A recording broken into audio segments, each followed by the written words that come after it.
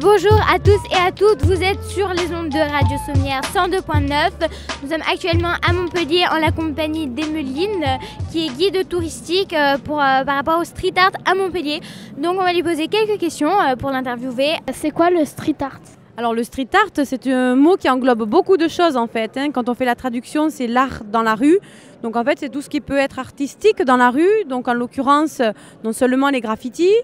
On peut parler également des artistes qui font de la musique, qui font de la danse, qui font des mimes par exemple. On peut parler aussi, entre autres, des installations que l'on peut voir aussi dans Montpellier.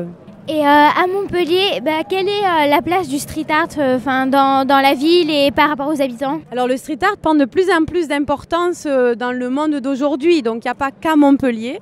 Mais en ce qui concerne Montpellier, c'est vrai qu'on y voit beaucoup de petites choses sympas dans le centre-ville, ne serait-ce qu'à pied quand on se promène, on peut croiser beaucoup d'œuvres qui sont toutes différentes.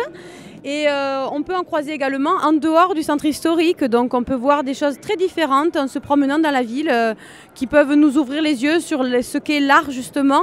Et ce que nous proposent les artistes est tellement différent que du coup ça peut toucher vraiment tout le monde.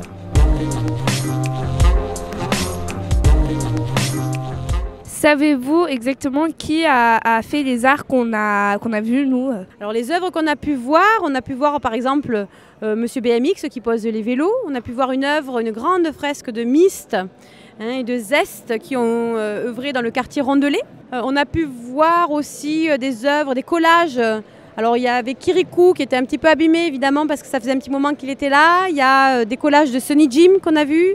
On a vu Noon aussi, avec son univers un petit peu amérindien. On a pu voir aussi des trompe-l'œil de la ville. Donc des trompe-l'œil avec des troupes d'artistes bien différentes, mais qui sont très connus dans Montpellier. Le trompe-l'œil de Saint-Roch, on a vu le trompe-l'œil à l'angle de la rue, au niveau de la nouvelle ligne de tramway du boulevard de l'Observatoire. Voilà, on a vu de belles choses et effectivement, il y a différents artistes qui méritent aussi, même si on ne les a pas vus aujourd'hui, d'être nommés. Donc d'autres artistes graffeurs qui font plutôt partie de l'autre visite sur les quais du Verdanson.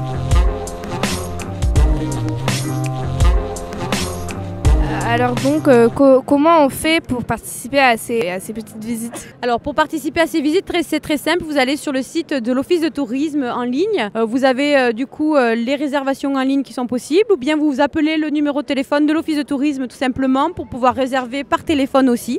Ou bien vous vous rendez directement à l'Office de tourisme en sachant le programme d'animation qui est disponible en ligne et puis également dans l'office en version papier.